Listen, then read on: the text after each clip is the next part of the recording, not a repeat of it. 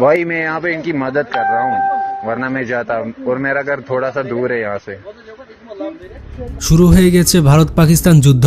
ভারতীয় সেনাবাহিনীর অপারেশন সিন্ধুর অভিযানে পাকিস্তান অধিকৃত কাশ্মীরের মুজাফফরাবাদ, পাকিস্তানের কোটলি এবং বাহলপুর সহ পাকিস্তানের মোট 9টি জায়গায় ভারত ক্রুজ মিসাইল দিয়ে হামলা করে। পাকিস্তান দাবি করছে তারা ভারতের লাইন অফ কন্ট্রোলের আশেপাশে কমপক্ষে 15টি স্ট্রাইক পরিচালনা করেছে। পাকিস্তান ইতিমধ্যেই ভারতের 5টি যুদ্ধবিমান ধ্বংস করেছে। এর পাশাপাশি ভারতের একটি ড্রোনও ধ্বংস করেছে।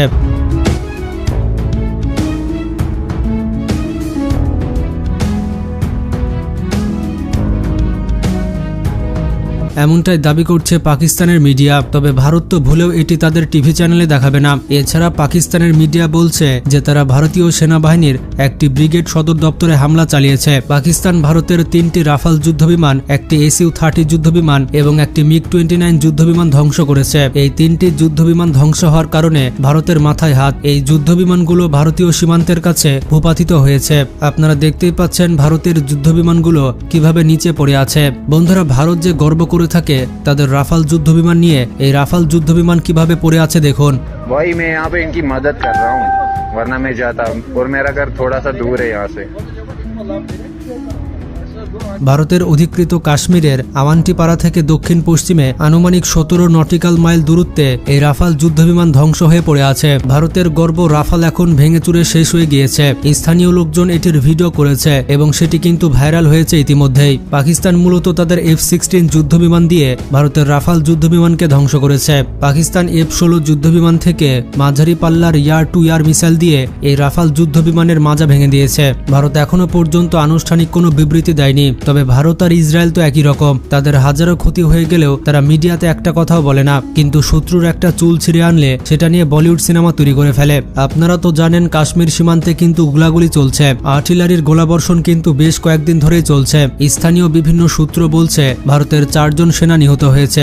ভারত পাকিস্তানে হামলা করে যে ভুলটা প্রথমে করেছে তারই জবাব দিচ্ছে পাকিস্তান। ভারত হামলা করার কয়েক ঘন্টা পরে পাকিস্তান কিন্তু উল্টো জবাব দেয়। পাকিস্তানের এই হামলায় কিন্তু ভারতের ব্যাপক ক্ষয়ক্ষতি হয়েছে।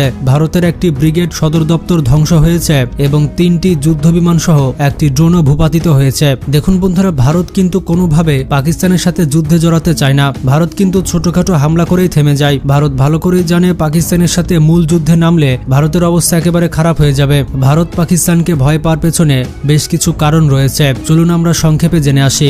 বন্ধুরা, পাকিস্তান কোনো পরাশক্তি না হলেও বিশ্ব রাজনীতি এবং আঞ্চলিক রাজনীতিতে প্রভাব বিস্তারের ক্ষেত্রে পাকিস্তান পরাশক্তির থেকে কোনো অংশে কম কিছু নয়। বিশেষ করে পাকিস্তানের পারমাণবিক সক্ষমতা এবং মুসলিম বিশ্বে তাদের প্রভাব দেশটিকে অনন্য করে তুলেছে। যেমনটা জানেন, পাকিস্তানের আয়তন হচ্ছে 9,07,460 বর্গ কিলোমিটার। 21 কোটি জনসংখ্যা নিয়ে পাকিস্তান জনসংখ্যার দিক থেকে বিশ্বের 5ম বৃহত্তম রাষ্ট্র এবং আয়তনের দিক থেকে 33তম বড় রাষ্ট্র। প্রকাশিত তথ্য অনুযায়ী মুসলিম দেশগুলোর মধ্যে পাকিস্তানের কাছেই সব থেকে দূরপাল্লার ব্যালিস্টিক মিসাইল রয়েছে। গ্লোবাল ফায়ার পাওয়ারের র্যাঙ্কিং অনুযায়ী পাকিস্তান হচ্ছে মুসলিম বিশ্বে তুরস্কের পর দ্বিতীয় সর্বোচ্চ শক্তিধর রাষ্ট্র।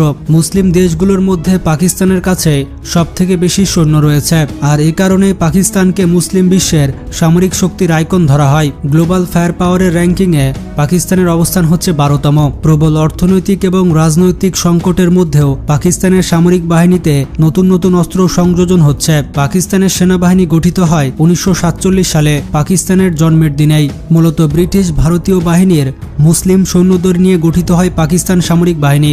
জন্মের মাত্র 1.5 মাস পরে কাশ্মীর ইস্যুতে ভারতের সাথে যুদ্ধে জড়িয়ে পড়ে পাকিস্তান। পাকিস্তানের নানা অর্থনৈতিক সংকট এবং ঋণ থাকা সত্ত্বেও পাকিস্তান তাদের সামরিক বাহিনীর পেছনে সর্বশেষ $6 বিলিয়ন বরাদ্দ করেছে। অর্থাৎ ভয়াবহ অর্থনৈতিক সংকটের পরেও পাকিস্তান তাদের নিরাপত্তার দিকটিতে কোনো প্রকার ঝুঁকি নিচ্ছে না। পাকিস্তান বিদেশ থেকে অস্ত্র আমদানির পাশাপাশি নিজ দেশেই ট্যাঙ্ক এবং ফাইটার বিমান সহ বিভিন্ন ভারী এবং হালকা অস্ত্র তৈরি করে থাকে। পাকিস্তানের বিদেশি অস্ত্রগুলোর মধ্যে সবথেকে বেশি এসেছে চীন থেকে, এরপরে সবথেকে বেশি অস্ত্র এসেছে ফ্রান্স থেকে। এছাড়াও পাকিস্তানের ফাইটার বিমান এবং অ্যাটাক হেলিকপ্টারগুলো আমেরিকার তৈরি। সম্প্রতি তুরস্কের সাথে অস্ত্র কেনার চুক্তি করেছে পাকিস্তান। বর্তমানে পাকিস্তান সামরিক বাহিনীতে অ্যাক্টিভ সোলজার রয়েছে 6,50,000-এর বেশি। এটি মুসলিম দেশগুলোর মধ্যে সবথেকে বড় সেনাবাহিনী। রিজার্ভে তাদের আরো 5 লাখ সৈন্য রয়েছে। এছাড়াও পাকিস্তান সেনাবাহিনীকে সাপোর্ট দেওয়ার জন্য তাদের কাছে প্যারামিলিটারি রয়েছে 5 লক্ষ। সব মিলিয়ে 17 লক্ষের উপরে সামরিক ট্রেনিং প্রাপ্ত জনবল আছে পাকিস্তানের কাছে। পাকিস্তানের সেনাবাহিনীর কাছে ট্যাঙ্ক আছে 3,742টি। এখনো পর্যন্ত পাকিস্তানের সবথেকে শক্তিশালী ট্যাঙ্ক হচ্ছে MBT-2000। এগুলো চীন পাকিস্তান যৌথভাবে তৈরি করেছে। বর্তমানে বাংলাদেশও এই ধরনের ট্যাঙ্ক ব্যবহার করছে। পাকিস্তানের এই ট্যাঙ্কগুলো আল খালিদ ট্যাঙ্ক নামে পরিচিত। পাকিস্তানের কাছে 720টি আল খালিদ ট্যাঙ্ক রয়েছে। পাকিস্তানের নিজ দেশে তৈরি আল জারার ট্যাঙ্ক রয়েছে 700টি। T-80 এবং টাইপ 85 ট্যাঙ্ক আছে 600টি। কিছুদিন আগে পাকিস্তান সেনাবাহিনী তাদের বহরে VT-4 যুদ্ধ ট্যাঙ্ক যোগ করেছে। এগুলো আল খালিদ ট্যাঙ্কের উন্নত ভেরিয়েন্ট। বর্তমানে এগুলোই হচ্ছে পাকিস্তানের কাছে সবথেকে শক্তিশালী যুদ্ধ ট্যাঙ্ক। প্রাথমিকভাবে 170টি VT-4 যুদ্ধ ট্যাঙ্ক অর্ডার করেছে পাকিস্তান। পাকিস্তানের কাছে ট্যাঙ্ক ছাড়াও আর্মড ভেহিকেল রয়েছে 50,000-এর বেশি এবং আর্টিলারি রয়েছে 4,500টির বেশি। পাকিস্তানের সেনাবাহিনী আমেরিকা এবং রাশিয়া দুই দেশের তৈরি অ্যাটাক হেলিকপ্টার ব্যবহার করে থাকে। আমেরিকার তৈরি অ্যাটাক হেলিকপ্টার হচ্ছে বেল AH কোবরা। মোট 48টি কোবরা হেলিকপ্টার রয়েছে পাকিস্তান সেনাবাহিনীর হাতে। এদিকে রাশিয়ার তৈরি Mi-24 অ্যাটাক হেলিকপ্টার রয়েছে 5টি। পাকিস্তানের দুর্গম অঞ্চলে জঙ্গি বিরোধী অভিযান কিংবা ভারতের বিরুদ্ধে অভিযানে এগুলো গুরুত্বপূর্ণ ভূমিকা পালন করবে। বন্ধুরা, ভিডিওটি সম্পর্কে কোনো মতামত থাকলে কমেন্টে জানান, আর ভালো লাগলে বেশি বেশি শেয়ার করে সবাইকে জানিয়ে দিন।